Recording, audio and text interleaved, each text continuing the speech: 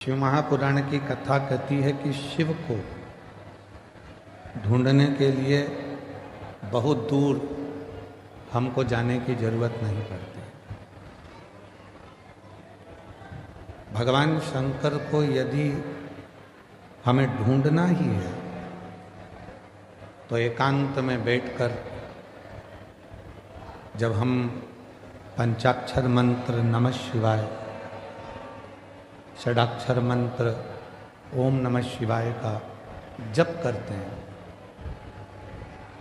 या मुख से श्री शिवाय नमस्तुभ्यम कहते हैं,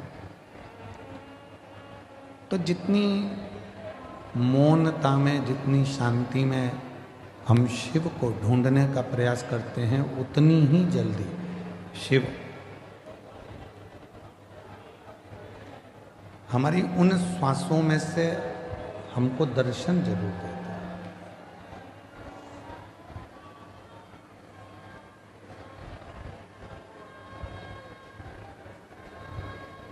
हम दूसरे को बोलते हैं कि ध्यान से पढ़ना,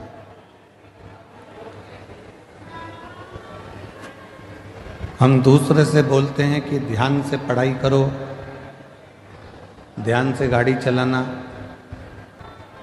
ध्यान से काम करना। और ऐसा नहीं है कि केवल एक या दो ही लोग ऐसा बोलते हैं, बहुत सारे लोग। आप अपने बच्चों से भी कहते हो ध्यान से पढ़ो, ध्यान से पढ़ाई करो, ध्यान से गाड़ी चलाओ,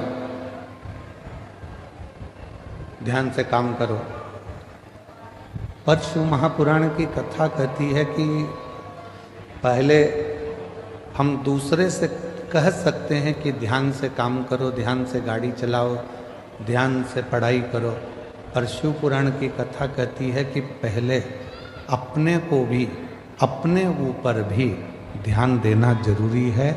कहीं हम अपने पथ से तो नहीं भटक रहे, कहीं हम अपने पथ से तो नहीं भटक रहे।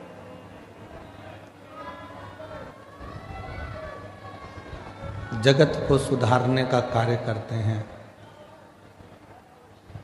और मालूम पड़े कि हम अपने ही पथ से भटक जाएं तो वो श्रेष्ठ नहीं।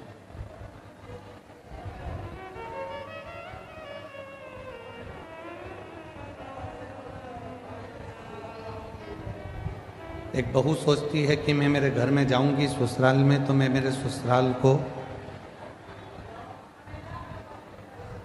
सुधार दूंगी। सास सोचती है कि मेरी बहू कैसी भी आएगी मैं उसको सुधार दूंगी। पर शिव महापुराण की कथा कहती है, भगवान शंकर की कथा कहती है कि तुम्हें दूसरे को सुधारने की जरूरत ही नहीं पड़े।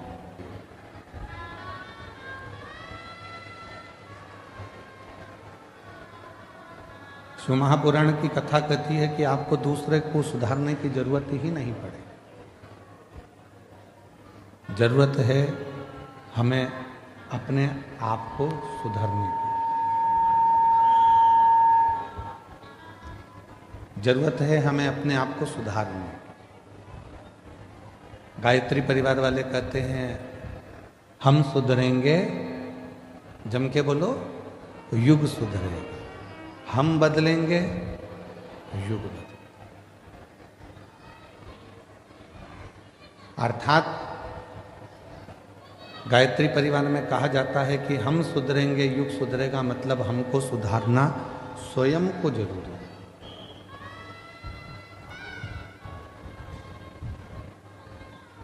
कई माताएं अपने अपनी बहुओं से कहती हैं कि शिव जी के मंदिर जाया करो, शंकर जी के मंदिर जाया करो।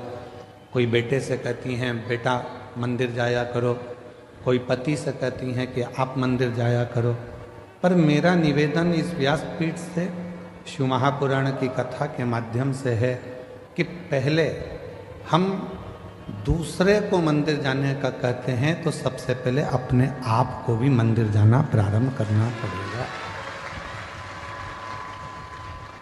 और जिस दिन हमने स्वयं मंदिर जाना प्रारंभ कर दिया हमने। जिस दिन स्वयं मंदिर में एक लोटा जल चढ़ाना शिव जी को प्रारंभ कर दिया, उस दिन धीरे धीरे धीरे धीरे हमारे घर के बच्चे, हमारे घर की बहुएं, हमारे घर के बेटे अपने आप उसी पथ पर चलने लगे।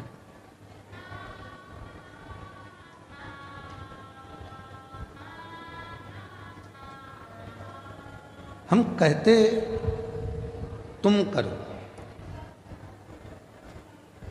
बेटा तू मंदिर जा, बहू तू मंदिर जा, पर हम स्वयं ना जा पाए तो वो श्रेष्ठ नहीं।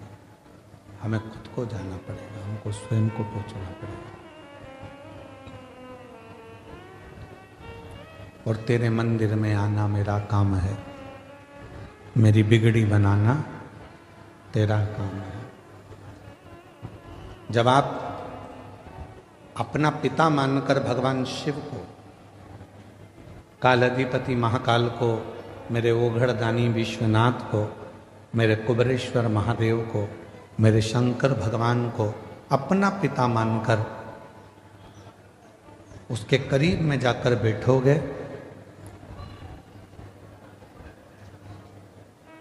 तो निश्चित है वो आपके मन की बात को सुनेगा। किसी ने कहा कि भगवान की क्या पत्थर की मूर्ति भी व्यक्ति की बातों को सुनती है?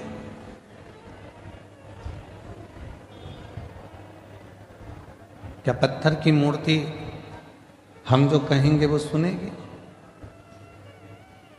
क्या वृक्ष हमारी बातों को सुनते हैं? क्या पशु पक्षी हमारी बातों को सुनते हैं? क्यों नहीं? एक घर की स्त्री, घर की नारी जब तुलसी जी में जल चढ़ाती है और प्रसन्न चित्त होकर जल चढ़ाती है तो तुलसी के पत्ते भी प्रसन्नता का भाव दर्शाते हैं। पीपल के वृक्ष में भी आप अगर प्रसन्न होकर जल चढ़ाते हो तो पीपल का वृक्ष भी प्रसन्नता देता। बट वृक्ष में आप प्रसन्न होकर जल चढ़ाते हो तो बट वृक्ष भी प्रसन्नता का भाव देता। बेलपत्री का छोटा सा पौधा है, उसमें आप प्रसन्न होकर जल चढ़ाइए तो वह बेलपत्र भी प्रसन्नता का भाव देता।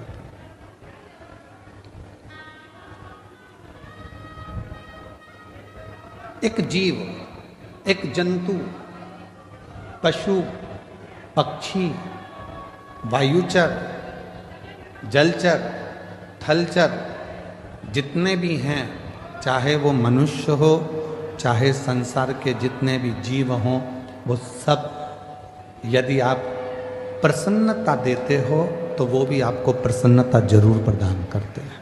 प्रसन्नता डाल डालकर उसमें से सोने चांदी के सिक्के ढूंढा करते हैं। अरे धिक्कार है जो गंगा का पानी उतरने पर तुम सोने और चांदी के सिक्के ढूंढते हो। गंगा का पानी उतरने पर तुम उस मिट्टी में महादेव को ढूंढने का प्रयास करना तो शायद तुम्हारी जिंदगी संवर जाए, शायद तुम्हारी जिंदगी संवर जाए।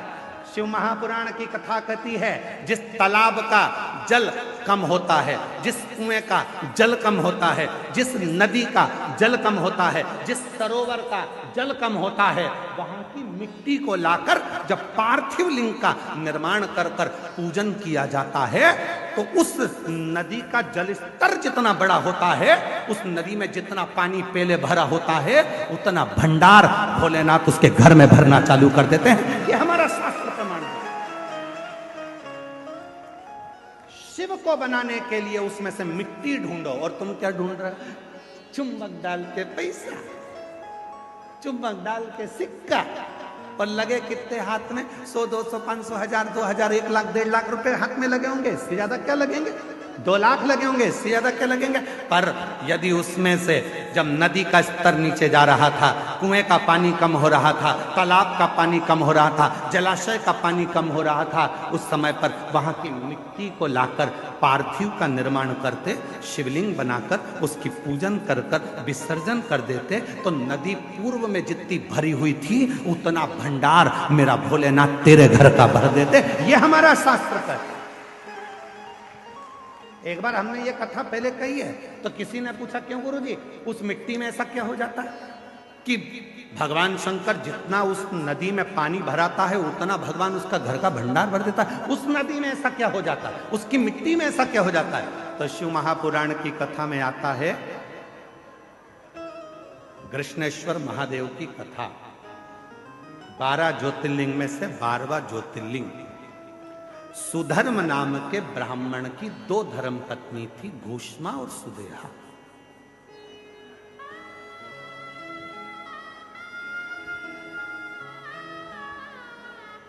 आप लोगों के मन में भी संशय होगा कि नदी का पानी उतरता है तो उसकी मिट्टी का शिवलिंग क्यों बनाया जाता है, उसका फल क्यों इतना कि भगवान का भंडार भर देता है।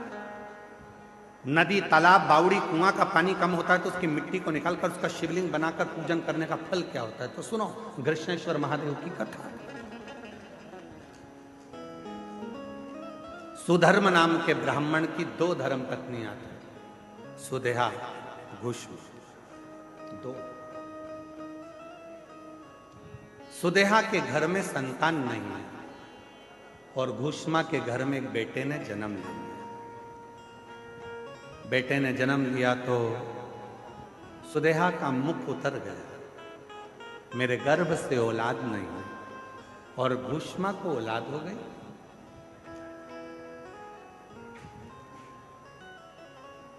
सुधर्म ने अपनी पत्नी घूष्मा से कहा कि तेरे गर्भ से यदि एक बच्चा हो सकता है तो तेरे गर्भ से और भी बच्चे जन्म ले सकते हैं।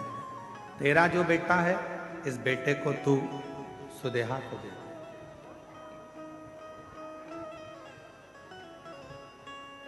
इस बेटे को तू सुदेहा को दे दे। सुदेहा को, हाँ ठीक है। उत्सव रखा बड़ा भारी और घूष्मा ने अपने बेटे को सुदेहा की गोद में दे दिया। अब घूष्मा का बेटा नहीं, अब सुदेहा का बेटा।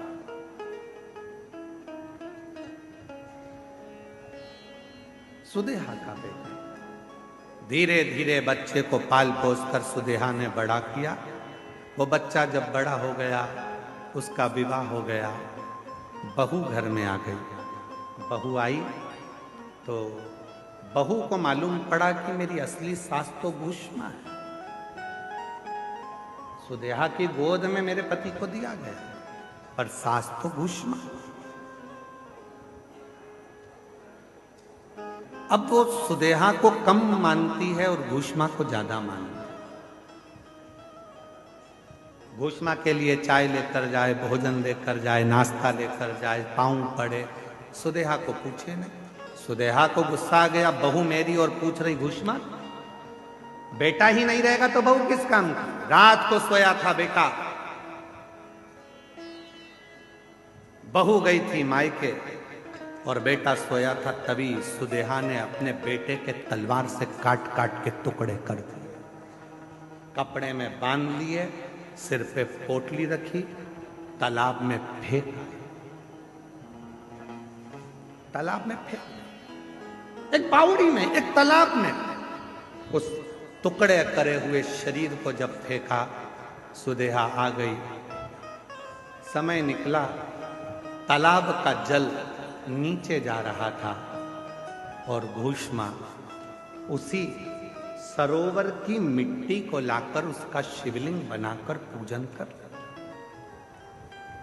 पूजन कर मिट्टी के शिवलिंग को, पार्थिव शिवलिंग को सिर पे रखकर चली और तालाब में विसर्जन करने चली। मन में आया, बाबा बहुत दिन से मैंने अपने बेटे को नहीं देखा, ना जाने बेटा कहां चले गया, दिखता ही नहीं है। बस वो पार्थिव शिवलिंग तालाब में गया, थोड़े से पानी में, जो पानी का स्तर गिर रहा था, टुकड़े टुकड़े हुए बेटा कई दिन पहले मरा था, वही बेटा तैरता हुआ बाहर निकल कर आ गया।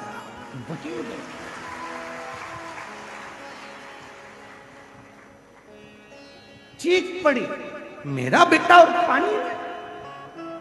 मां से गले लगा, बेटा तू पानी में कैसे आ गया? पता नहीं, पर अंदर कोई बाबा था। दोनों पति पत्नी ने मेरी बहुत सेवा की। भूष्मा ने आवाज लगाकर कहा, बाबा मैं जानती हूं कोई दूसरा बाबा नहीं आ सकता, बाबा तो मेरा महादेव ही होगा। बाबा आओ दर्शन तो दो। तब मेरे भोलेनाथ निकल कर बाहर आए और कहा, भूष्मा जिस सरोवर में ना जाने कितने पार्थिव शिवलिंगों का निर्माण होकर विसर्जन हुआ, वो मिट्टी इस सरोवर में जमती चली गई और उसी मिट्टी के भाग से तूने मेरे शिवलिंग का निर्माण करा। तो जितने जितने पार्थिव लोगों ने पूर्व में बनाए थे उन सब का कण कण मिलकर तूने मेरी आराधना करी, तो तेरा मरा हुआ बेटा भी जिंदा तुझे प्राप्त हो, जिंदा प्राप्त हो गया। बाबा मेरा मन है कि आप इस भूमि पर निवास करो। शिव जी ने कहा, तथास्तु, मैं तेरे नाम से, कृष्णेश्वर महादेव के नाम से 12वें ज्योतिर्लिंग के रूप में इस पृथ्वी पर विराजमान।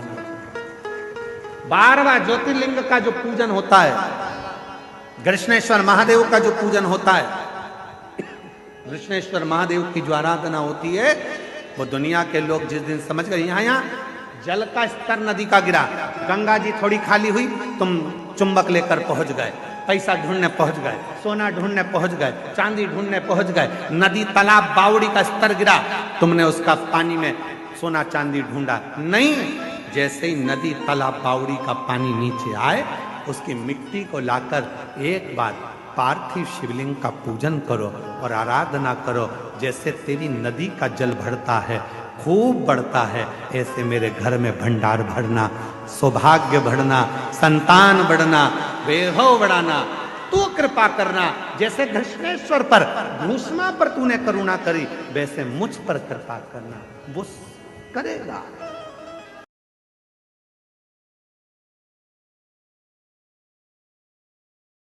भगवान शंकर शिव के मस्तक पर, पिंडी पर, शिवलिंग पर धतूरा पहली बार चढ़ाया गया तो फुलेरा दूज का दिन था। इसलिए शिव महापुराण की कथा कहती है, जिस दिन कोई मुहूर्त नहीं हो, कोई काम नहीं हो, उस दिन केवल फुलेरा दूज के दिन आप किसी भी दुकान का, व्यापार का, व्यवसाय का, जन्म का, आदि का कोई भी मुहूर्त कर लो, वो कभी ठप नहीं हो सकता, वो बढ़कर ही चलेगा। सारी जिंदगी के कांटे निकल जाते हैं, सारी जिंदगी के कांटे समाप्त हो जाते हैं फुलेरा दूज। कहते हैं दुनिया में सब दिन का दान, सब दिन का पुण्य समाप्त हो सकता है, और फुलेरा दूज का दान, पुण्य, सत्कर्म, भजन, कीर्तन, नाम स्मरण समाप्त नहीं होता। चक्कर आ जाते हो, अचानक गिर जाते हो, हापड़ी भराने लगती हो थोड़ा सा चलने पर, श्वास फूल जाती हो ज्यादा चढ़ने पर, उनके लिए विशेष है कि धतूरे की जड़ को, धतूरे का जो फल होता है उसकी जड़ महाराज निकाल कर, धोकर, उसको घिसकर शंकर भगवान पर उसका लेपन कर दीजिए। थोड़ी सी जड़ शिव जी पर चढ़ा दीजिए फुलेरा दूज के दिन। उस जड़ को पानी चढ़ाकर वापिस लेकर आ जाइए। जो मिर्गी का मरीज होता है, जिसको दमे की शिकायत होती है, श्वास की होती है, चलने में हापड़ी भरा जाती हो, फुलेरा दूज के दिन दोपहर के समय पर उसको वो जड़ केवल 3 या 4 बार सुगंध में सुंगा दी जाती है, तो मिर्गी की बीमारी समाप्त हो जाती है, और जिसको दमा श्वास फूलता है उसको भी आराम लग जाता है। फुलेरा दूज के दिन उसके लिए नित्य आनंद का सुख दे जाती है। और भी ध्यान दें, जिसको बहुत भारी बीमारी हो, डॉक्टर कह रहे हैं कि ऑपरेशन की जरूरत है, ऑपरेशन कराना पड़ेगा, गांठ हो गई है, ये हो गया है, वो हो गया है, निवेदन है एक धतूरा फुलेरा दूज के दिन भगवान शंकर के शिवलिंग पर समर्पित करें, और 5 बेलपत्र नंदीश्वर भगवान पर अर्थात भगवान नंदी पर समर्पित करें। जीवन में कितनी बड़ी भी बीमारी होगी वो आगे नहीं बढ़ सकती, ऑपरेशन की जरूरत नहीं पड़ सकती, वो केवल फुलेरा दूज पर हो,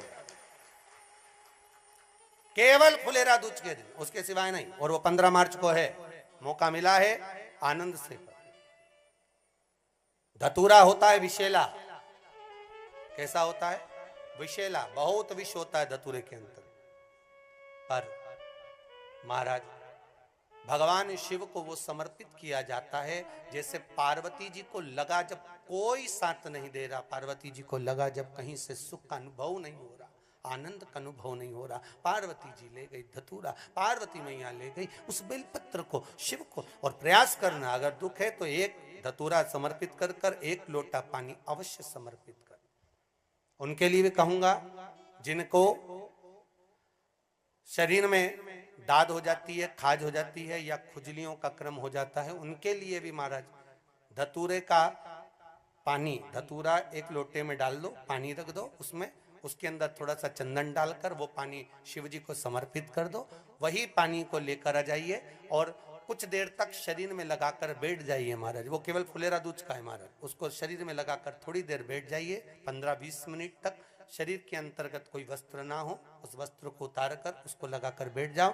2.5 से 3 महीने में दांत खाज किसी भी चर्म रोग होगा वो धीरे धीरे समाप्ति की ओर हो जाएगा। महाराज फुलेरा दूध का महत्व शास्त्र कहता है, भले इसको छुपाकर रखा गया हो शास्त्रों के अनुसार, पर इसकी महत्व का जो दुकान, जो व्यापार, जो व्यवसाय, और पहले भी आपको कहा, मान लो आप शिवरात्रि के दिन रात को भगवान शंकर को धतूरा चढ़ाते हो व्यापार व्यवसाय के लिए, और वो धतूरा आप शिवरात्रि के दिन सुबह 4 बजे से पहले नहीं बांध सकते, तो उस धतूरे को फुलेरा दूज के दिन लाल वस्त्र में बांधकर अपने व्यापार वाली जगह पर बांध दो। जीवन में कभी व्यापार नीचे नहीं जाएगा, बढ़ता ही चला जाएगा। और उनके लिए भी निवेदन करूंगा जिनके यहाँ कर्जा बहुत है, बहुत कर्जा है, चूक ही नहीं रहा, पैसा ही नहीं रहा, व्यापार चले तो कर्जा चूके, उनके लिए भी निवेदन करूंगा। एक धतूरा बेलपत्री के पेड़ के नीचे शिवलिंग का निर्माण कर कर फुलेरा दूज के दिन उस धतूरे को अपनी कामना कर कर हल्दी में भिंगोकर उसको भगवान शंकर को समर्पित कर दीजिए अपनी कामना कर कर। उसी हल्दी की एक बिंदी अपने साथ में रुमाल में लगाकर अपने व्यापार व्यवसाय की जगह पर लेकर जाइए। कर्जा धीरे धीरे धीरे धीरे जब चूकेगा, जब लक्ष्मी आएगी तो लक्ष्मी की वृद्धि भी वो करता। महाराज ये फुलेरा दूज के उपाय। जिस दिन मां जगतजननी जगदम्बा अंबा स्वयं भगवान शंकर को मौन होकर देख कर विलापित होती हैं, नैनों से नीर बहता, शिव को हुआ क्या, शंकर को क्या हुआ है, योगरदानी को हुआ क्या।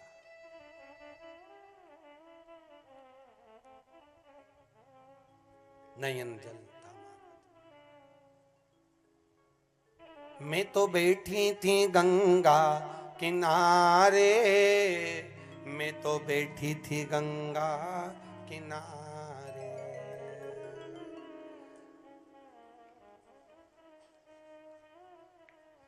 ऐसा धक्का दिया ओ भोलेनाथ, दिल तुझको दिया ओ भोले।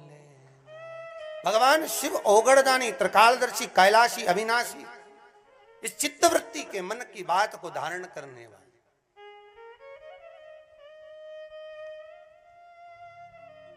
जिन लड़का और लड़की का विवाह नहीं हो रहा है, महाराज विवाह के लिए बहुत परेशान हो गए, उनके लिए भी 5 बेलपत्र, 1 धतूरा, 5 शमी पत्र अशोक सुंदरी वाले स्थान पर, चाहे मंगल हो, चाहे राहु हो, चाहे केतु हो, सारे ग्रह भले अनुकूल है नहीं है, प्रतिकूल है नहीं है, वो अपने अनुसार उसको लेकर शमी पत्र, बेलपत्र और धतूरा हाथ की हथेली में रखकर, जिसका मंगल विवाह नहीं हो रहा, बहुत कष्टप्रद है, हाथ में रखकर अशोक सुंदरी, अशोक सुंदरी का स्थान सबको मालूम है ना, भगवान शंकर की जलाधारी पर शिवलिंग, पार्वती जी का हस्त कमल, जहां से चरण जल नीचे जाता है, राइट भाग गणेश जी का स्थान, लेफ्ट भाग कार्तिकेय का स्थान। जलाशय में से, जलाधारी में से जो जल नीचे गिरता है बूंद बूंद, वो शंकर भगवान की 5 लड़कियां, जया, विषहरा, शामरीवारी, दो तली और देव। शंकर जी की एक लड़की और अशोक सुंदरी छठे नंबर की, उसका स्थान इन पानी जो जाता है उसके बीच में जो मोटी सी लाइन होती है, उस मोटी सी लाइन पर जो स्थान है वो अशोक सुंदरी का स्थान है। किसका स्थान है? अशोक सुंदरी।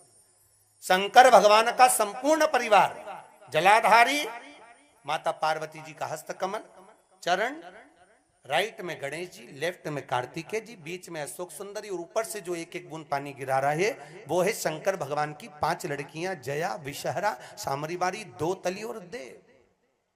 शिव की 5। तो जिनका विवाह नहीं हो रहा, अशोक सुंदरी वाली जगह पर हाथ में लेकर वो धतूरे के साथ समीपत्र, बेलपत्र समर्पित करें और बाबा से निवेदन करें, बाबा आपकी कामना पूर्ण। फुलेरा दूज करें। अशोक सुंदरी पर जो धतूरा चढ़ता है, वैसे तो अशोक सुंदरी पर धतूरा बहुत कम चढ़ता है, केवल एक फुलेरा दूज का दिन ही ऐसा होता है जिस दिन अशोक सुंदरी वाली जगह पर धतूरा चढ़ता है। अशोक सुंदरी वाली जगह। यही गलती है हमारी। हम मंदिर में जाकर क्या करते हैं? हम मंदिर में जाकर करते क्या? एक लोटा जल हम चढ़ा रहे हैं और पहले भी कथा में कहा तुम्हारा पूरा एक लोटा जल शंकर जी को चढ़ना चाहिए, क्योंकि दुनिया के कई लोग कहते हैं कि हम जल चढ़ा रहे हैं, इतने दिन हो गए जल चढ़ाते, इतने दिन हो गए जल चढ़ाते, इतने दिन हो गए जल चढ़ाते, शंकर जी हमारी नहीं सुन रहा है, शिव जी हमारी नहीं सुन रहा है, पड़ोसी की सुन ली, तुम्हारी क्यों नहीं सुनी? उसका कारण यह है कि तुम्हारा एक लोटा जल शंकर जी को नहीं चढ़ रहा है, तुम्हारी दृष्टि में अभी भी भेद है। इसलिए आप लोगों से कहा था कि ये शिवलिंग, ये जलाधारी, ये जल बहने का स्थान, जिस पे शिवलिंग रखा है वो पार्वती जी का हस्तकमल है। जहां से पानी बहता है वहां राइट में गणेश जी, लेफ्ट में कार्तिकेय जी, बीच में अशोक सुंदरी। शिवलिंग के ऊपर जो बूंद बूंद पानी टपक रहा है वह शंकर जी की 5 लड़कियां, जया, विषहरा, शामलीबारी, दौतली। शिव जी का पूरा परिवार जब एक ही जगह पर है तो तुम्हें जल कहां चढ़ाना चाहिए? शंकर के शिवलिंग पर। अब तुम जल चढ़ाने जाते हो तो वहां पर भी जाकर विचार करते हो कि जल लेकर पोची लोटा भर के शंकर जी को चढ़ा दिया, फिर पास में गणेश जी बैठे थे उनको चढ़ा दिया, पार्वती जी बैठी थी उनको चढ़ा दिया, नंदी बैठा था उनको चढ़ा दिया, फिर कार्तिकेय बैठे थे उनको चढ़ा दिया। अब सियोर वाला बाबा बोला कि एक लोटा जल सारी समस्या का हल। ईमानदारी से बोलो, शंकर को पूरा एक लोटा चढ़ाइए कब?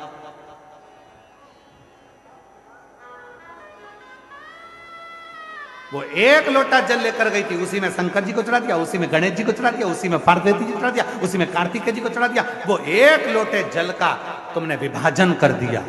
इसलिए शंकर जी भी कह रहे हैं कि तेरी दृष्टि में अभी भी सब देवता अलग अलग हैं। जिस दिन एक शिवलिंग में तुझे राम, कृष्ण, देवी, देवता, गणेश सबका दर्शन होने लगे, समझ लेना उस दिन तेरा दुख समाप्त होना प्रारंभ हो। दिन तेरा दुख समाप्त होना पर हम शिव के वो एक लोटे जल को समझ ही नहीं पाते।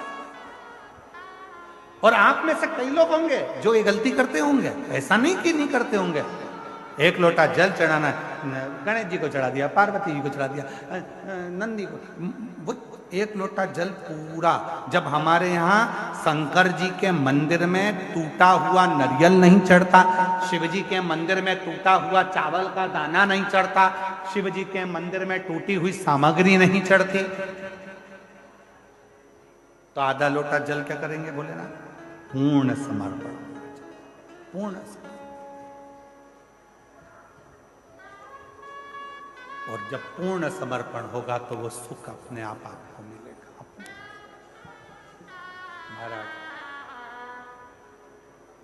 शिव को रिझाना, भगवान शंकर को रिझाना बहुत सरल।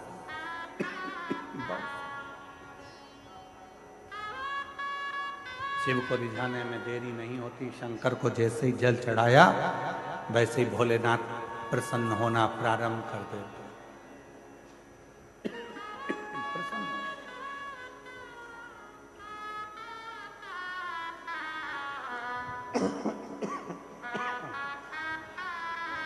शिव करुणा के साथ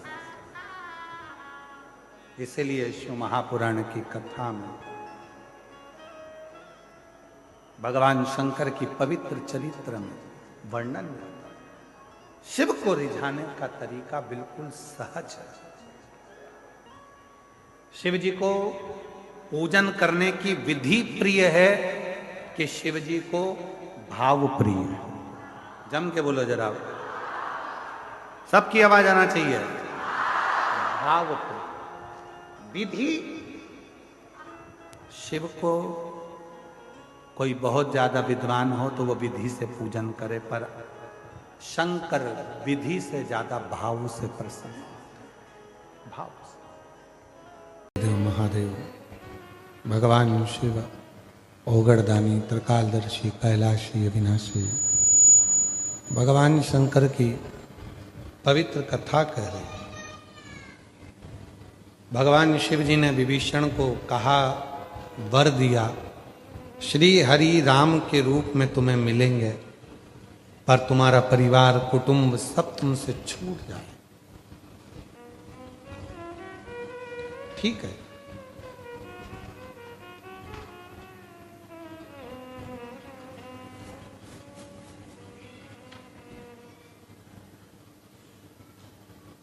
मानव जीवन मिले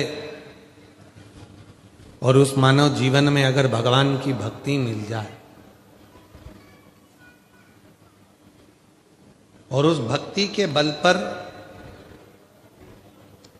दुनिया का सारा सुख प्राप्त हो सकता।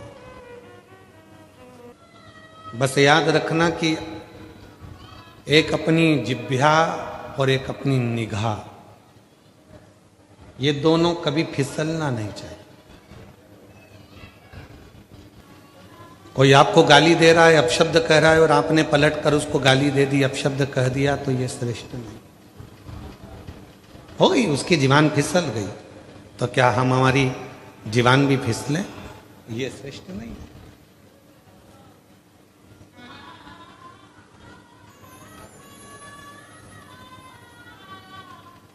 बाथरूम में कोई फिसल गया तो आप उसको देखकर आप भी फिसलोगे क्या?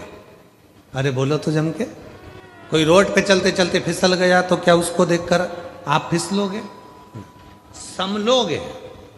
ये फिसल गया पर मैं ना फिसलूं, मैं संभल कर चलूं, मैं ना फिसलूं, क्योंकि अगर मैं फिसला तो ये इसको लगी है, मुझे भी लग जाएगी, इसलिए थोड़ा संभल। परिवार में, घर में पत्नी अपशब्द कहती है, ताना देती है, या पति आड़ा टेढ़ा बोलता है, या सास अपशब्द कहती है, ससुर अपशब्द कह देता है, देवर जेठ कोई अपशब्द कह देता है, तो क्या हम उनकी जीवान फिसली तो क्या अपन भी फिसल जाए? उन्होंने अपशब्द कह दिया तो क्या अपन भी अपशब्द कह दे? उन्होंने ताना दे दिया तो क्या अपन भी ताना दे दे? नहीं। सुंदर संवाद है शिव महापुराण का, बहुत सुंदर संवाद।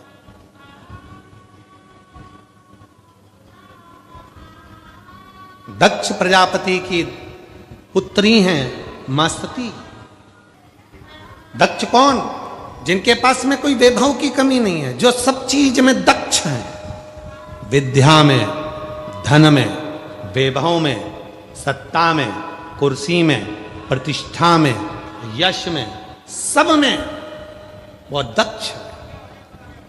अब जब वो संपूर्ण विद्या में दक्ष हैं, संपूर्ण कार्यों में दक्ष हैं, तो उनकी बेटी भी सती भी हर कार्य में दक्ष होगी।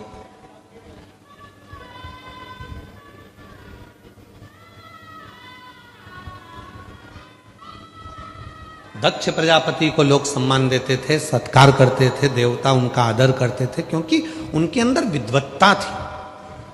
तो जब इतने विद्वान दक्ष प्रजापति थे, दक्ष इतने चतुर थे, विद्वान थे, संपूर्ण कार्यों में दक्षता उनके अंतर्गत थी, तो क्या माता सती में वो दक्षता का भाव नहीं हो था? श्री शिवाय नमस्तु भयम। दोस्तों, जैसा कि आप सभी लोग जानते हैं कि 21 फरवरी 26 यानी शनिवार को पड़ रही है फाल्गुन महीने की शुक्ल पक्ष चतुर्थी तिथि।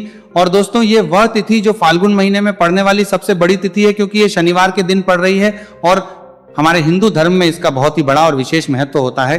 पूज्य गुरु जी ने कहा है कि अगर कभी भी मौका लग जाए और फाल्गुन महीने की चतुर्थी तिथि शनिवार को पड़ जाए तो आप लोगों को सिर्फ और सिर्फ 1 रुपए के सिक्के का उपाय तो अवश्य ही करना चाहिए, क्योंकि दोस्तों इन दोनों का संयोग बहुत ही कम आता है।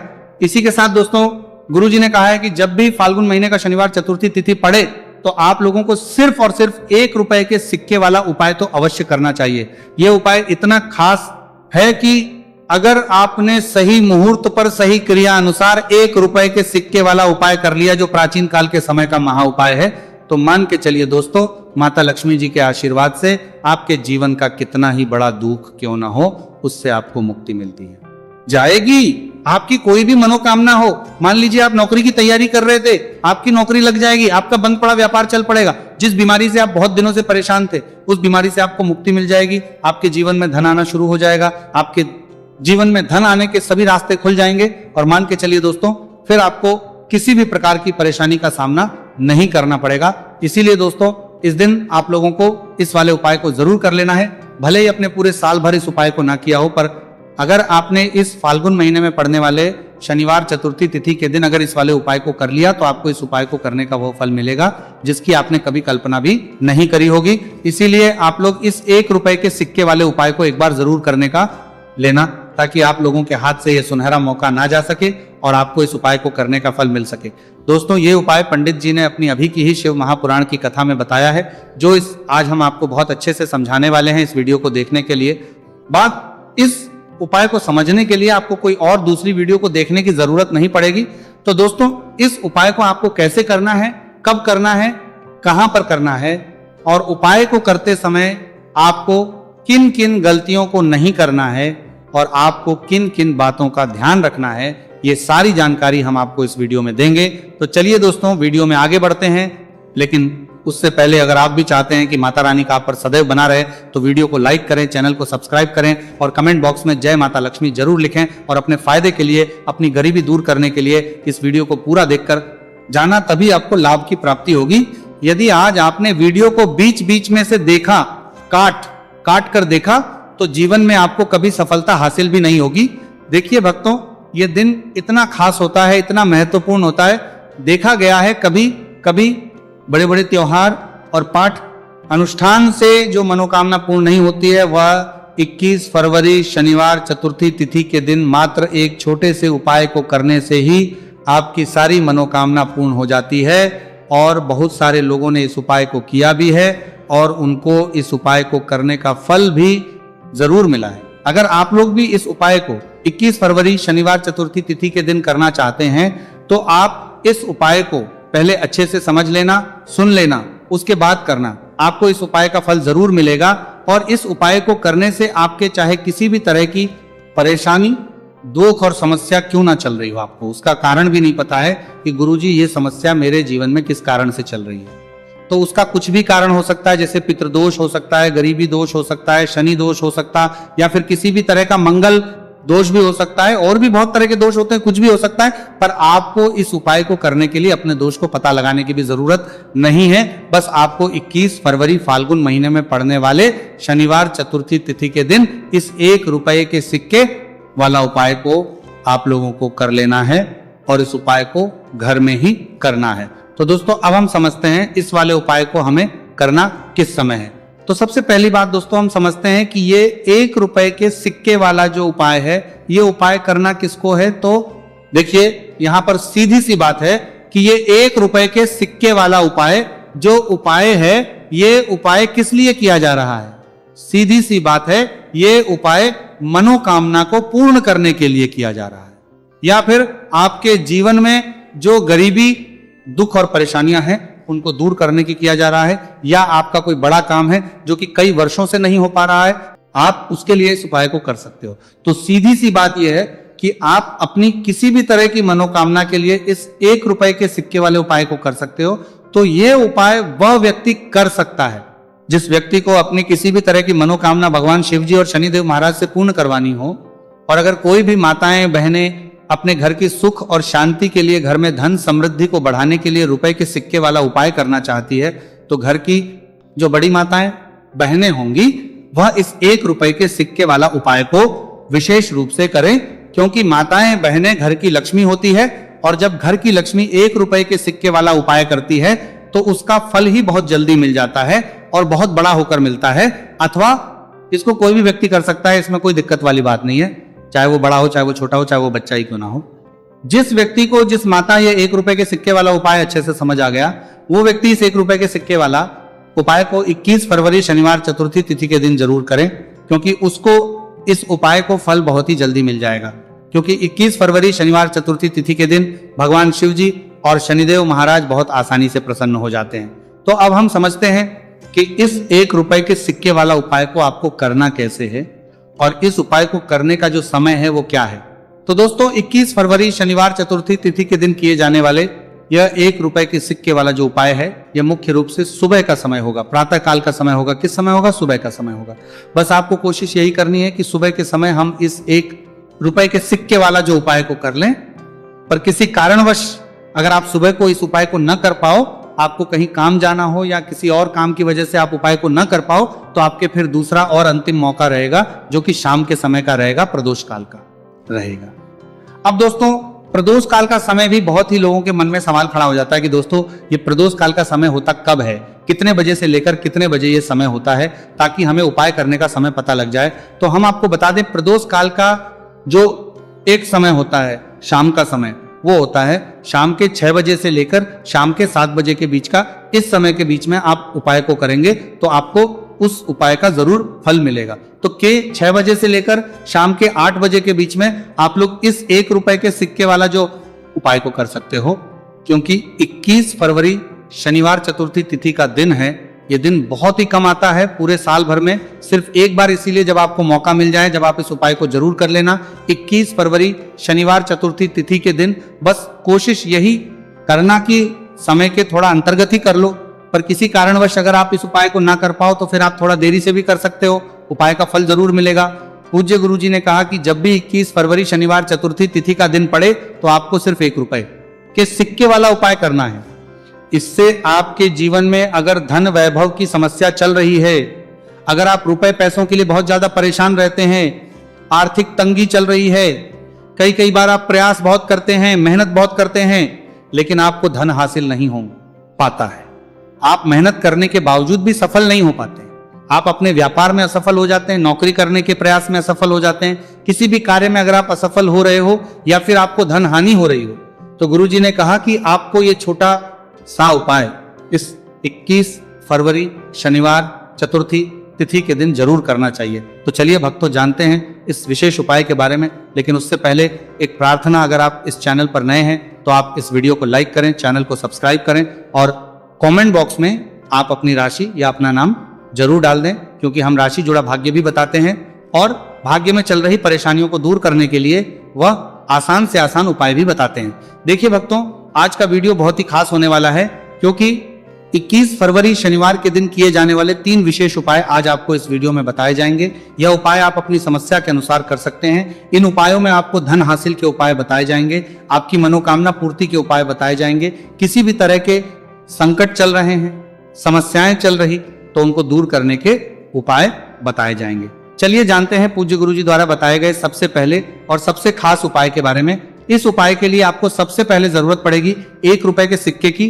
अब ये 1 रुपए का सिक्का 21 फरवरी शनिवार के दिन इस जगह पर रख देना। 1 रुपए का सिक्का 1 महीने में बन जाओगे करोड़पति। जी हाँ दोस्तों, आज की वीडियो ही खास है, विशेषकर वह लोग जो कि अपने जीवन में धन को लेकर परेशान हैं, जिनके पास पैसे की कमी लगातार बनी रहती है, मेहनत करने के बाद भी जीवन में सफलता नहीं मिलती है और जीवन में जितनी मेहनत करते हैं उतनी मेहनत का फल नहीं मिलता है। मतलब लगातार घर में कर्जे की समस्याएं बढ़ रही हैं, पैसे की समस्याएं बढ़ रही हैं, पैसा घर में आ नहीं रहा है या फिर फिजूल खर्ची बहुत हो रही है।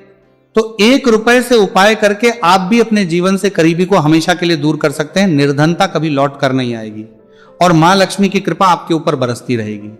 तो 1 रुपए के सिक्के का उपाय न केवल कि आपके जीवन में धन को लेकर आएगा, बल्कि धन को बहुत तेजी से बढ़ाने का काम करेगा। और उपाय इतना सरल है कि इस उपाय को कोई भी व्यक्ति कर सकता है, महिलाएं भी कर सकती हैं, पुरुष भी कर सकते हैं, बच्चे भी इस उपाय को कर लें। इतना सरल आज की वीडियो में उपाय आपके लिए लेकर आए, और इस उपाय को करने में अलग से आपको कुछ भी करने की जरूरत नहीं है। तो देखिए, जो 1 रुपए के सिक्का का उपाय आपको बताएंगे वीडियो में, इस उपाय को आपको पूरा देखना है, वीडियो को लास्ट तक देखना है, जिससे कि उपाय आपको अच्छे से समझ आए। साथ ही साथ कुछ ऐसे उपाय आज की वीडियो में आपको बताने वाले हैं जिससे कि आपकी मनोकामना भी पूरी होगी और आपको आपके शत्रुओं से भी छुटकारा मिल जाएगा। अगर आपके शत्रु है या फिर नजर दोष से आप बहुत ज्यादा परेशान रहते हैं, तो नजर दोष के लिए भी उपाय आज की वीडियो में बताने वाले हैं। तो कर लेते हैं सबसे पहले उपाय की, जो कि 1 रुपए के सिक्के से आपको करना है, और यह है रोग से मुक्ति के लिए। मतलब आपके घर में अगर कोई व्यक्ति ऐसा है जो बीमार है, ठीक उसका स्वास्थ्य हो नहीं पा रहा है, तो आपको यह उपाय करना है। देखिए आपको करना क्या है, 1 रुपए का सिक्का लेना है, साथ ही साथ आपको एक कटोरी में सेंधा नमक लेना है। अब सेंधा नमक और 1 रुपए का सिक्का, ये दोनों चीजें आपको रोगी व्यक्ति, जो भी आपके घर में बीमार है या जिसका स्वास्थ्य ठीक नहीं रहता है ना, उसके सिरहाने आपको रख देना है। जहां भी वो व्यक्ति लेटता है, जहां भी वो व्यक्ति आराम करता है, उसके सिरहाने को रख देना है और ही रखकर उसे छोड़ देना है। इससे होगा क्या कि बहुत जल्द उनके स्वास्थ्य में सुधार होने लगेगा और बीमारियां आपके घर से दूर होने लगेंगी। तो बहुत ही उत्तम उपाय है। जो लोग बहुत ज्यादा बीमारियों से परेशान रहते हैं या धन की बर्बादी जिनके घर में लगी रहती है, तो ये पहला उपाय है। अब बात कर लेते हैं दूसरे उपाय की। तो दूसरा उपाय जो अब आपको बताने जा रहे हैं, ये भी 1 रुपए के सिक्के से ही है, और इस उपाय को करने से कभी भी पर्स ढंग से खाली नहीं होगा। हमेशा आपके पर्स में पैसा आता रहेगा, आपका पर्स पैसों से भरा रहेगा। तो उन्हें क्या करना है, 1 रुपए का सिक्का लेना है, इसे अच्छे से आपको साफ कर लेना है। साथ ही साथ आपको क्या करना है, बहुत ही छोटी सी एक पीले रंग की कौड़ी लेनी है, और ये 1 रुपए का सिक्का और ये कौड़ी आपको अपने पर्स में रखनी है। हमेशा इसे साथ रखें, और फिर आप देखें कि आपके पास पैसा कैसे आता है, कैसे रुकता है, और कैसे आपका पर्स धन से भरता चला जाता है।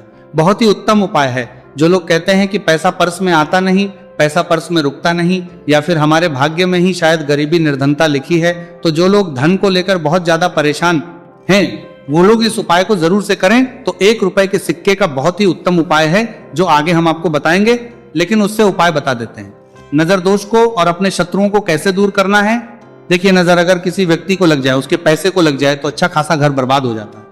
वहीं अगर आपके घर में कोई शत्रु आपको परेशान कर रहा है, आपके गुप्त शत्रु भी हो सकते हैं जिनके बारे में आपको कुछ पता भी नहीं है, ऐसे लोगों से हमेशा बचकर रहने की जरूरत होती है, क्योंकि ये हमारे जीवन में हमें असफलता मिले, धन ना मिले ना, इसके लिए बहुत प्रयास करते हैं। मतलब जीवन में हम हमेशा रहे, ये पूरा प्रयास करते हैं। अब देखिए, अपने शत्रुओं से छुटकारा पाना है, तो बहुत ही उत्तम सा उपाय आज की वीडियो में आपको बता रहे हैं।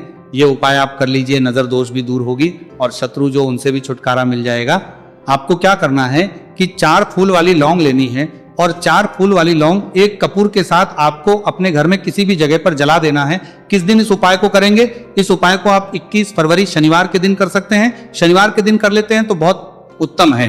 वैसे तो इस उपाय को किसी भी दिन कर सकते हैं, लेकिन 21 फरवरी शनिवार का दिन बहुत ही उत्तम होता है इस उपाय को करने के लिए। जब इस उपाय को आप करेंगे, आपको संकट मोचन हनुमान जी का ध्यान करना है, और संकट मोचन हनुमान जी से कहना है कि मेरे जितने भी शत्रु है उनसे आप मुझे छुटकारा कर देना। और 4 लौंग और 1 कपूर आपको जलाना है।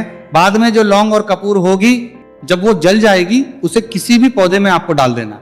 देखिए, इस उपाय को आप करेंगे, चाहे तो नजर दोष आपके घर में है, चाहे तो कोई शत्रु ने कुछ करा रखा है, आपके घर में कोई नेगेटिव एनर्जी है, कोई बुरी शक्ति है, हर तरह की ऐसी शक्तियां दूर होती है, नजर दोष दूर होती है।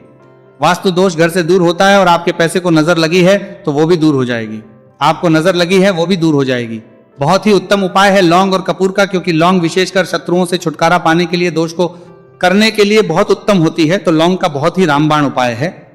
आप सभी को ये उपाय जरूर करना चाहिए जिनके जीवन में शत्रुओं ने उन्हें परेशान कर रखा है, या फिर नजर दोष बहुत ज्यादा लगती है। तो चलिए अब बात कर लेते हैं, कौन सा उपाय है जो 1 रुपए के सिक्के से आपको करना है, और कैसे इस उपाय को करने से आप भी अपने जीवन में महाधनी, महाकरोड़पति बन सकते हैं और धन से जुड़ी समस्याओं को हमेशा के लिए दूर कर सकते हैं। तो देखिए, आपको 1 रुपए का सिक्का लेना है, और थोड़े से लेने हैं यहाँ पर आपको अक्षत, यानी कि चावल जो टूटा हुआ ना हो। कितने चावल लेंगे आप? 108 दाने ले सकते हैं। उसके अंदर आपको क्या करना है, 1 रुपए का सिक्का साफ करके रखना है। साबुन या सर्फ से आप उसे साफ कर लें, और फिर ही आपको उस चावल में वो 1 रुपए का सिक्का रखना है। अब आपको ये अपने घर के मंदिर में रख देना है। माता लक्ष्मी के सामने एक देसी घी का दीपक, लंबी बाती आपको लगाना है। माँ लक्ष्मी का मंत्र आपको 11 बार बोलना है। मंत्र कौन सा है? ओम महालक्ष्मी नमः। यह मंत्र कितनी बार बोलना है? 11 या फिर 7 बार बोलना है। दीपक जलाने के बाद, इतना करने के बाद आपको श्री हरि विष्णु का भी एक मंत्र बोलना है 11 बार, ओम नमो भगवते वासुदेवाय।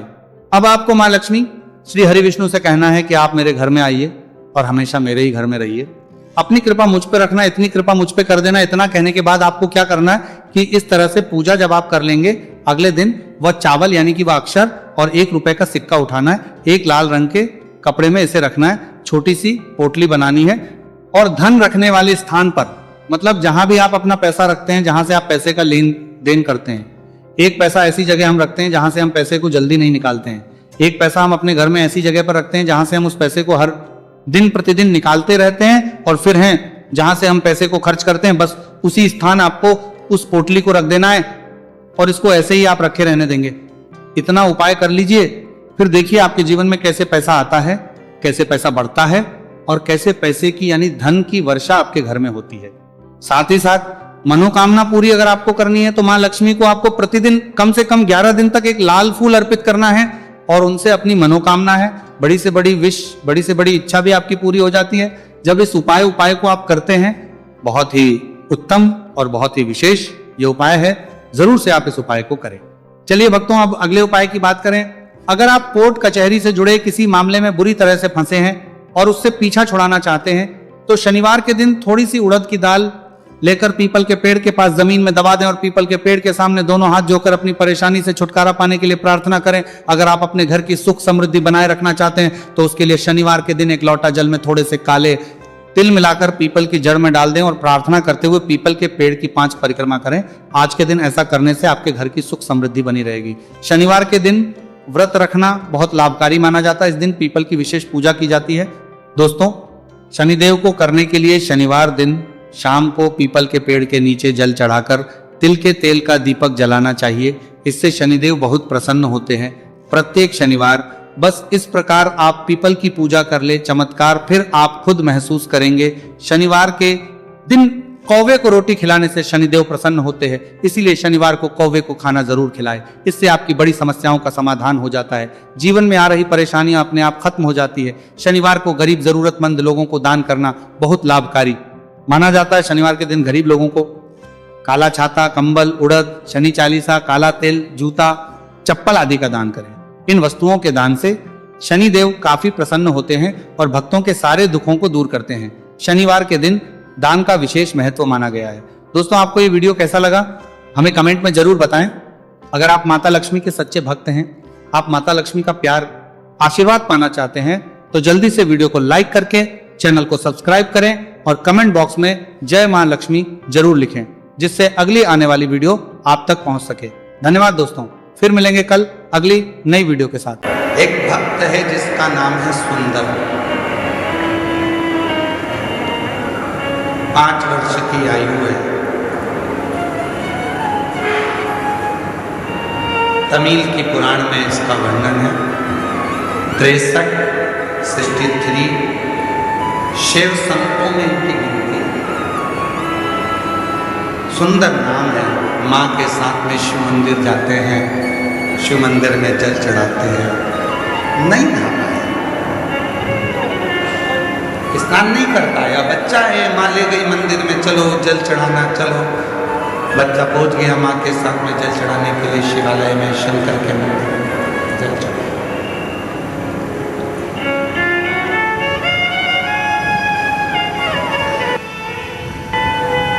सुंदर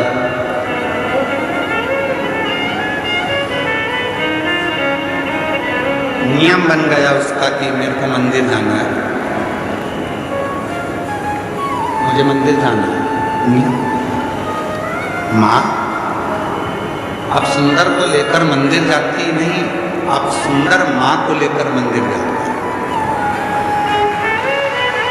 सुंदर माँ को लेकर मंदिर जाते।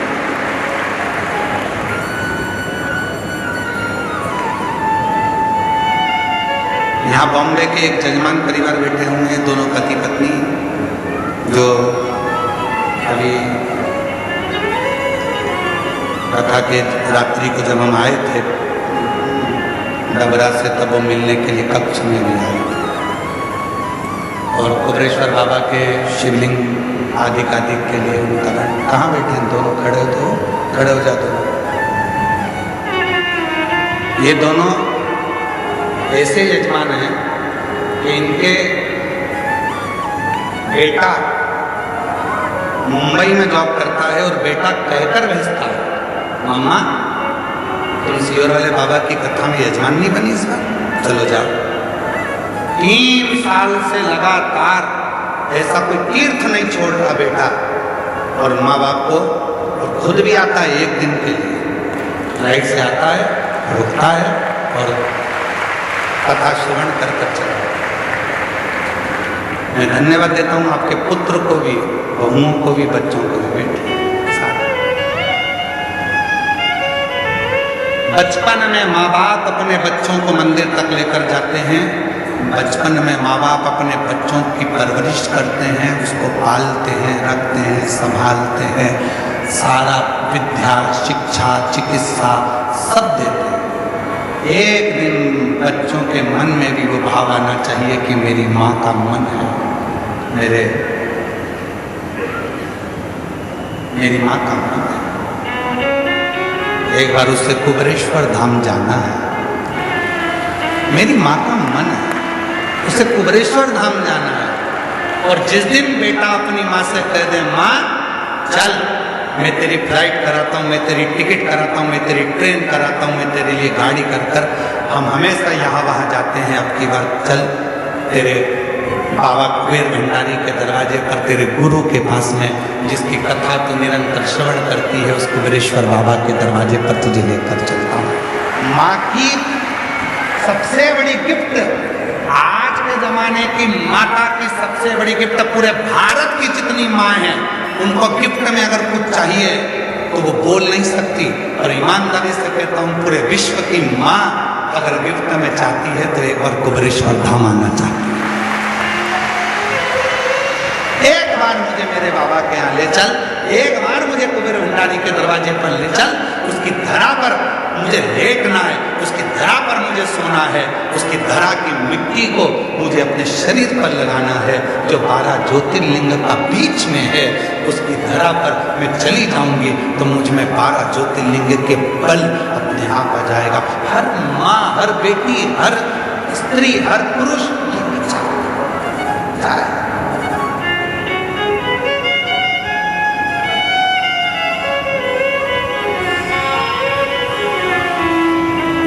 सुंदर की माँ पहले मंदिर लेकर जाती थी, अब सुंदर मंदिर लेकर जा रहा है। मम्मा चलो, आइए चलो।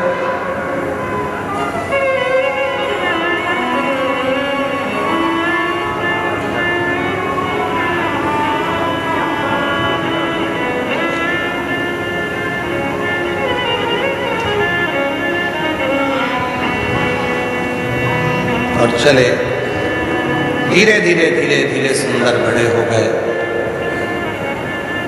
मंदिर जाते, घर में कोई काम काज करने वाला नहीं था तो सुंदर ही काम करता, काम में इतना व्यस्त हो जाता था कि नहाने का टाइम नहीं मिलता था, तो ऐसे ही मंदिर चला जाता। वो सुंदर धीरे धीरे बड़ा हो, और उस सुंदर की शादी हो गई, धर्म पत्नी आ गई।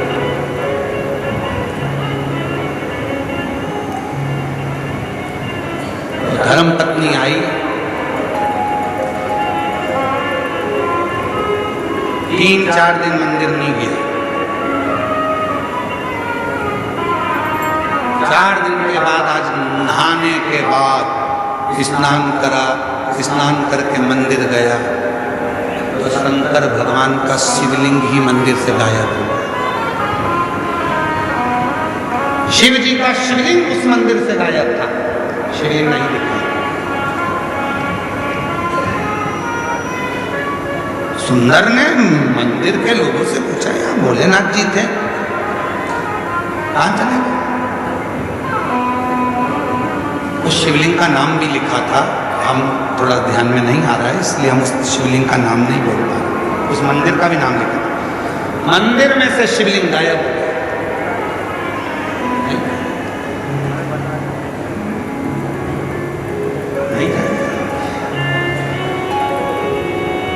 वो शिवलिंग का नाम और मंदिर का नाम हम भूल गए। अगर आप लोग कभी उस सुंदर की कथा गूगल पे सर्च मारेंगे तो अगर आप पुराण में से निकालेंगे तो उसमें उस मंदिर का नाम दिया जाएगा और उसका स्थान दिया जाएगा। शिवलिंग गायब नहीं। पूछा शिवलिंग कहाँ है तो क्या अभी तो यही था। सुंदर जैसे बाहर निकले अंदर के मंदिर में जो पुजारी थे उन्होंने आवाज लगाई, अरे सुंदर जल्दी आ, शंकर जी ये रहे। सुंदर फिर आया तो शिवलिंग फिर गायब हो गया।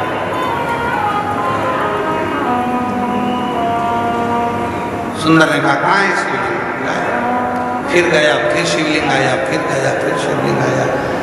सुंदर को समझ नहीं आया आखिर ऐसा हो क्यों रहा। तब सुंदर की आंख से आंसू बह गए, मेरे बाबा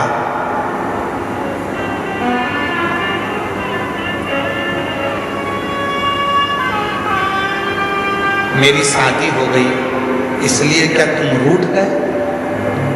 शंकर भगवान सामने प्रकट हो गए, तेरी शादी से नहीं रूठा हूं, आज तू नहा के आ गया इसलिए रूठा हूं। तेरी शादी से नहीं रूठा हूं, आज तू नहाकर आया है इसलिए रूठा हूं। रोज बिना नहाए आता था तो लगता था मेरा बेटा आया है, आज ऐसा लग रहा है कि कोई पराया आया है। तू जैसा है वैसा ही रहे, तू जैसा बसता है वैसा ही भज। आडंबर नहीं चाहिए, दिखावा नहीं चाहिए। दिल साफ रखना, शरीर भले कैसा भी हो, तेरा शिव तेरा।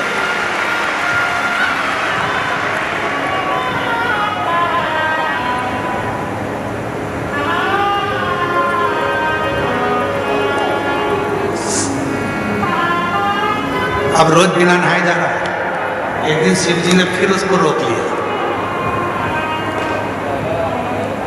सुंदर कहाँ जा रहा है? घर जा रहा है, बहुत रात हो गई है। काम पे से आया था तो मैंने सोचा कि चलो भोलेनाथ जी अकेले होंगे, दर्शन कर चलो एकांतेश्वर महादेव।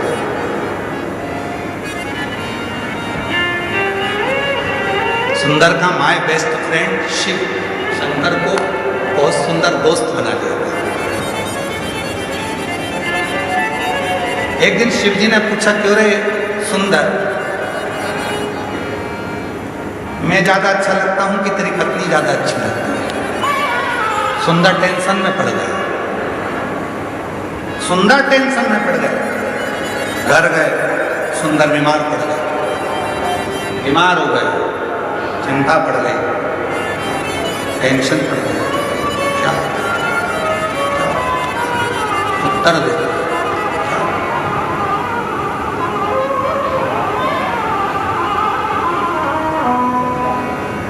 क्या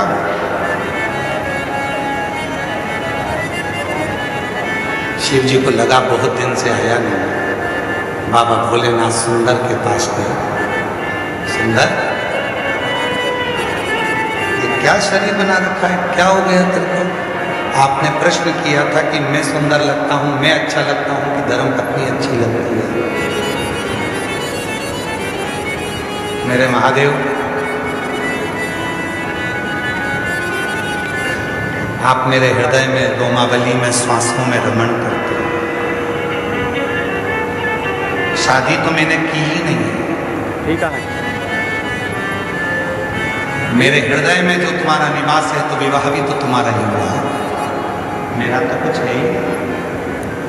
तन मन धन सब कुछ तेरा, तो ये तन तेरा है, इसमें रह रही आत्मा तेरी है, इसमें रमण करने वाली श्वास तेरी है, तो शादी मैंने कब करी थी?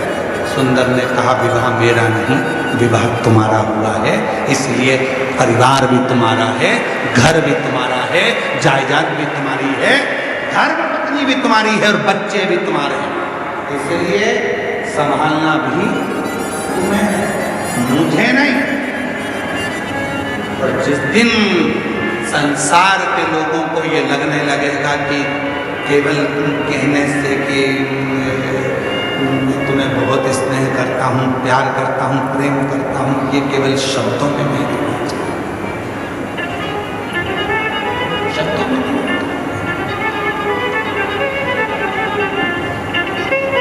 प्रेम में समर्पण होता है। ये शब्दों में इसलिए कहते हैं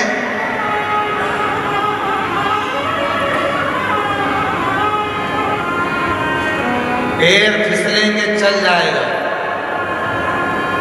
पैर फिसलेगा चल जाएगा, शिव पुराण कहती है, पर जिंदगी में कभी जीवान नहीं फिसलना चाहिए।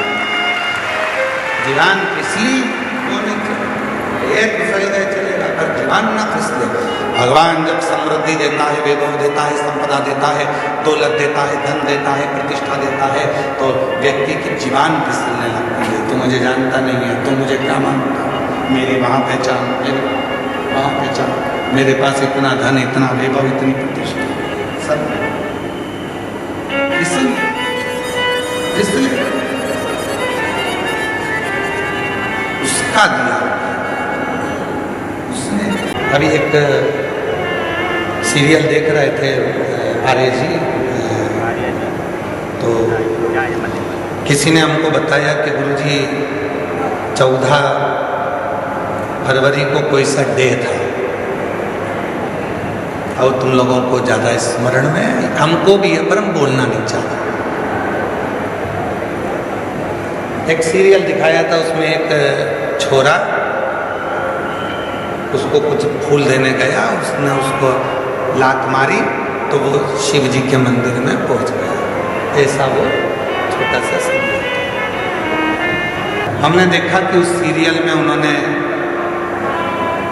लात मारी और लात मारने के बाद वो व्यक्ति शिव मंदिर चले गए।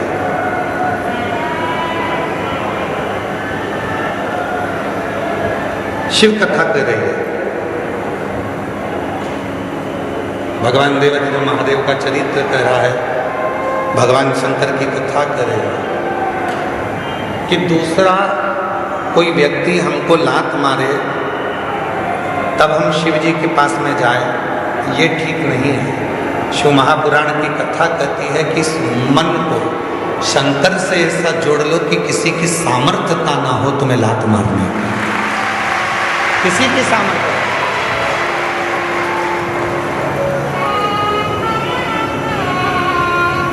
माननीय प्रधानमंत्री जी, भारत सरकार के नरेंद्र भाई मोदी जी ने कहा है कि आत्मनिर्भर भारत हो।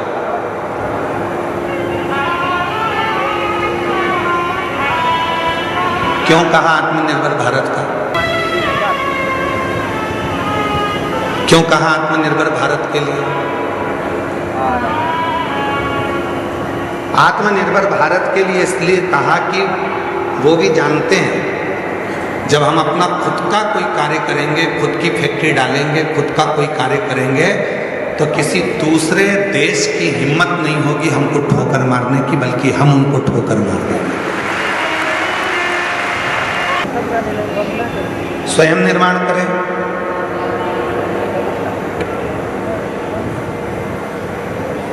स्वयं अपना कार्य करें, किसी दूसरे की सामर्थ्य ना हो तुमको ठोकर मारने की। आप स्वयं इतने प्रबल बने। शिव महापुराण की कथा कहती है, स्वयं भगवान देवादिदेव महादेव भगवान शंकर माता पार्वती जी से कहते हैं, पार्वती सुन, जो भक्त मेरे पास में आता है, जो मेरे पास पहुंचता है, एक लोटा जल मुझे चढ़ाता है, मैं उसको धन थोड़ा बाद में देता हूँ, मैं उसको वैभव थोड़ा बाद में देता हूँ, मैं उसको संपदा थोड़ी बाद में देता हूँ, सबसे पहले मैं उसको क्या देता हूँ वो सुन। पार्वती जी ने पूछा कि आप सबसे पहले क्या देते हैं? आप सबसे पहले क्या प्रदान करते हैं? तो शिव जी कहते हैं मैं सबसे पहले उसको सहनशीलता देता हूं।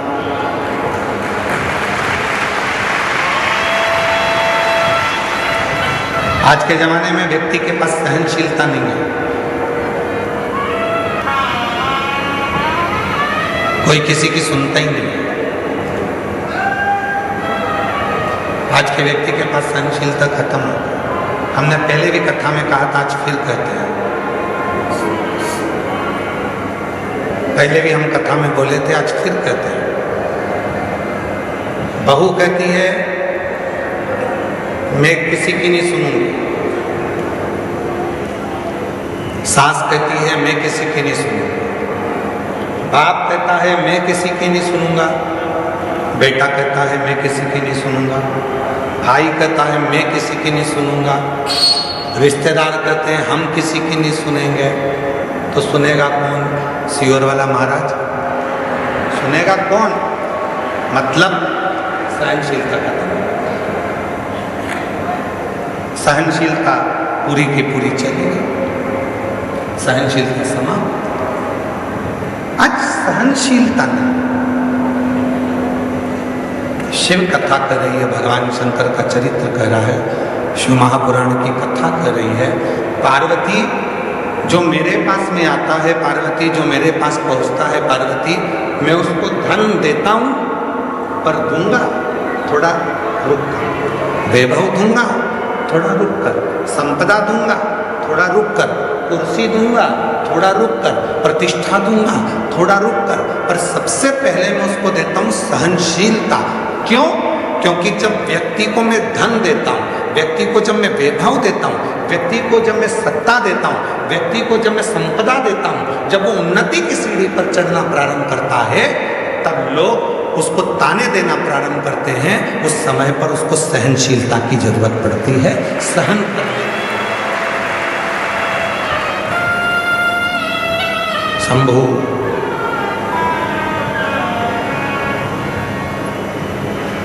तब उसको सहनशीलता की जरूरत पड़ती है।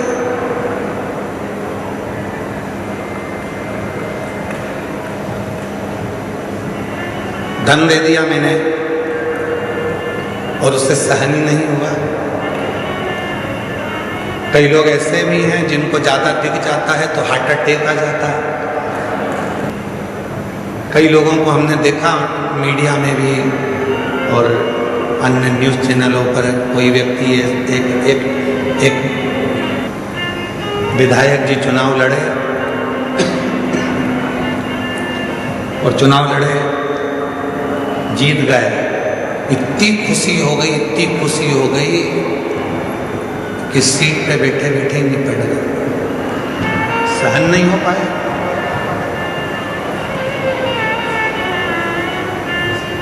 सहनशीलता ही नहीं रही।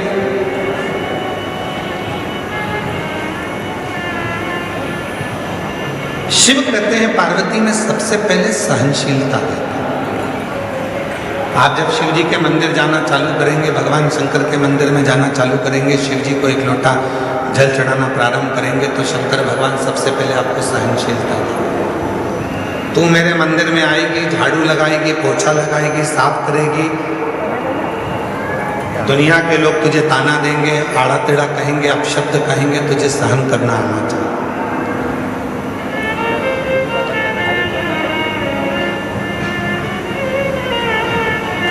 तुझे सहन करना आना चाहिए। इसलिए शिव सबसे पहले देते हैं तो सहनशीलता देते हैं, शंकर भगवान देते हैं तो सबसे पहले। एक बार माँ जगत जननी जगदम्बा अम्बा पार्वती जी पार्थिव शिवलिंग का पूजन कर रही थी।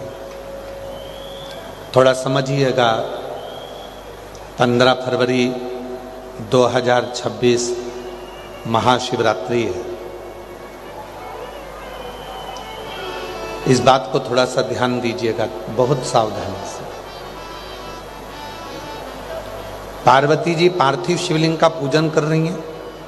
पार्थिव लिंग का निर्माण करा, मिट्टी लेकर आई, मिट्टी का शिवलिंग बनाया। शिवलिंग बनाने के बाद में पार्वती मैया ने अपनी सखियों से कहा कि जाओ शंकर जी के लिए पुष्प लेकर।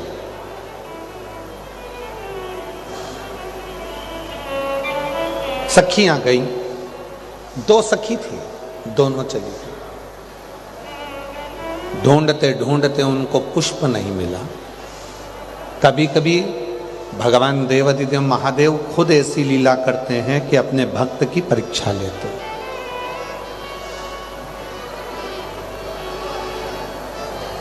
भगवान स्वयं परीक्षा ले रहे हैं, भगवान स्वयं परीक्षा कर रहे हैं। कभी कभी परीक्षा लेता है, कभी कभी भगवान परीक्षा लेने लगते हैं, परीक्षा लेते हैं। गए और कहीं पर भी जाकर उनको पुष्प नहीं मिला, पुष्प प्राप्त ही नहीं। सखी वापिस आ गई।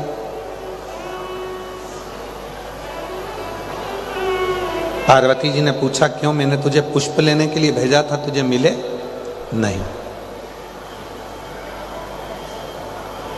दूसरी सखी भी वापिस आई। पार्वती जी ने पूछा, क्यों? मैंने तुझे पुष्प लेने भेजा था, तुझे मिले नहीं। दोनों सखियों को पार्वती जी को चढ़ाने के लिए, शिव जी को समर्पित करने के लिए पुष्प नहीं मिला।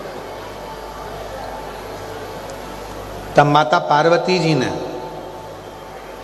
केवल अपने हाथ का स्पर्श किया, केवल अपने हाथ का स्पर्श किया और दोनों नेत्रों को हाथ लगाकर शिव जी के शिवलिंग को छू लिया।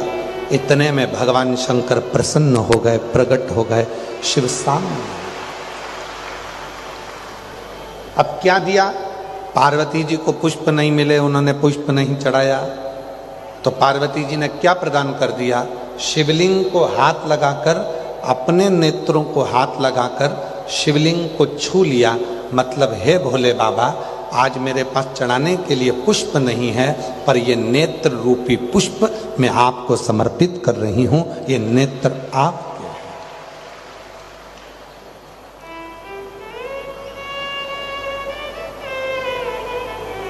अब कई लोग ऐसे हैं, पूजन करने बैठते हैं और पूजन करने बैठने में भी उनके मन में भाव उत्पन्न हो जाता है। बताओ, मैं तो चंदन लेकर आई नहीं, मैं तो ये सामान लेकर आई नहीं, मैं तो बेलपत्री लेकर। दूसरे की थाली में देखते हैं कि दुर्वा रखी है, हमारे पास दुर्वा नहीं है। दूसरे की थाली में देखते हैं कि उनके पास पंचमेवा रखा है, हमारे पास पंचमेवा नहीं है। दूसरे की थाली में देखते हैं कि उनकी थाली में शहद रखा है, हमारी थाली में शहद नहीं है। दूसरे की थाली में देखते हैं कि उनके पास में दही रखा है, हमारे पास दही नहीं है। शिव पुराण की कथा कहती है, दूसरे की थाली मत देखो कि उनकी थाली में क्या रखा है, आपके पास में क्या है। और भोलेनाथ की आप भक्ति कैसे कर रहे हैं? है नहीं है, सब बाबा को पता है। आप तो दिल से उसको केवल स्पर्श भी कर लोगे और दिल से एक लोटा जल भी चढ़ा लोगे तो वो सब कुछ स्वीकार करोगे।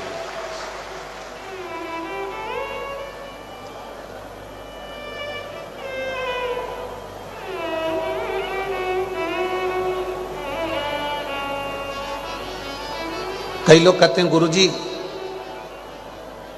कई लोग ना जाने कितने कितने महाराजों के पास जाकर पूछते हैं, क्यों बाबा जी बताओ भगवान कैसे मिलेगा?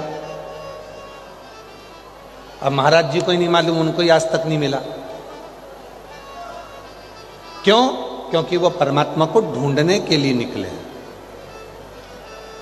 शिव महापुराण की कथा कहती है, कोई आकर पूछे कि भगवान कैसे मिलेगा, भगवान कहाँ मिलेगा, भगवान को प्राप्त करने का तरीका क्या है, भगवान को कैसे ढूंढा जाए, भगवान को कैसे प्राप्त करा जाए, तो निवेदन है इस प्रश्न को समाप्त कर दो, क्योंकि भगवान को ढूंढने की जरूरत नहीं पड़ती। भगवान तो तुम्हारे हृदय में पहले से निवास करता है, उसको प्रकट करने की जरूरत। दूध में से घी को ढूंढा नहीं जाता। यदि दूध में घी को ढूंढने के लिए जाओगे तो वो घी नहीं मिलेगा, पर दूध को जब मथना प्रारंभ करोगे तो उसमें घी आना प्रारंभ हो जाएगा। उसी तरह शिव पुराण कहती है, परमात्मा को ढूंढना प्रारंभ मत करो, अपने भीतर उस परमात्मा को खुद मनन चिंतन करो। श्री शिवाय नमस्तुभ्यम। जब हम भीतर से जपेंगे, पंचाक्षर मंत्र नमः शिवाय जपेंगे, षडाक्षर मंत्र ओम नमः शिवाय का जब हम जाप करेंगे तो वो भीतर से स्वयं शिव हमारे सामने प्रकट हो जाए। ढूंढना नहीं है परमात्मा।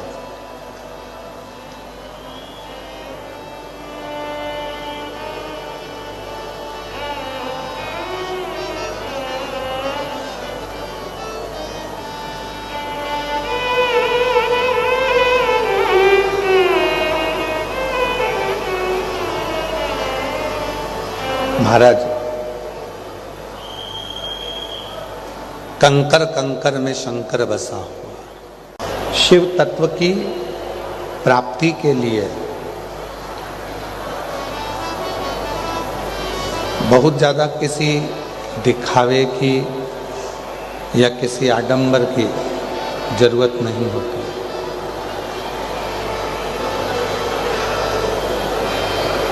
शिव महापुराण की कथा कहती है कि हम जिस मंदिर में भगवान शंकर को रिझाने के लिए, जिस शिवालय में भगवान शिव को मनाने के लिए जाते हैं, पहले तो उस शिवालय के प्रति आपका विश्वास दृढ़ होना चाहिए। आपके मन में यह भाव नहीं आना चाहिए कि यह मंदिर तो अभी थोड़े दिन पहले ही बना है। आप में से कई मेरी जीजियां, मेरे जीजा, मेरी बेटियां, बेटा, मेरे बुजुर्ग माँ बाप ऐसा विचार कर लेते हैं कि हमारे पास में घर के नज़दीक में एक नया मंदिर बना है, तो उसके मन में यह आ जाता है कि यह नया मंदिर है, वो पुराना मंदिर है। यह नया मंदिर है, वो प्राचीन मंदिर है। पर शिव महापुराण की कथा तो कहती है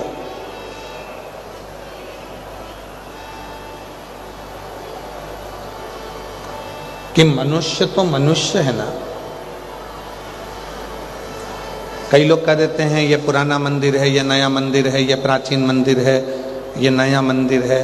एक बात आपसे पूछें, छोटा सा बच्चा है, चाहे वो 4 साल का है, चाहे वो 3 साल का है, चाहे वो 3 महीने का है, चाहे वो 3 दिन का है, चाहे वो 30 साल का है, चाहे वो 35 साल का है, चाहे वो फिर 75 वर्ष का हो गया, 80 वर्ष का हो गया, 90 वर्ष का हो गया, 100 वर्ष का हो गया।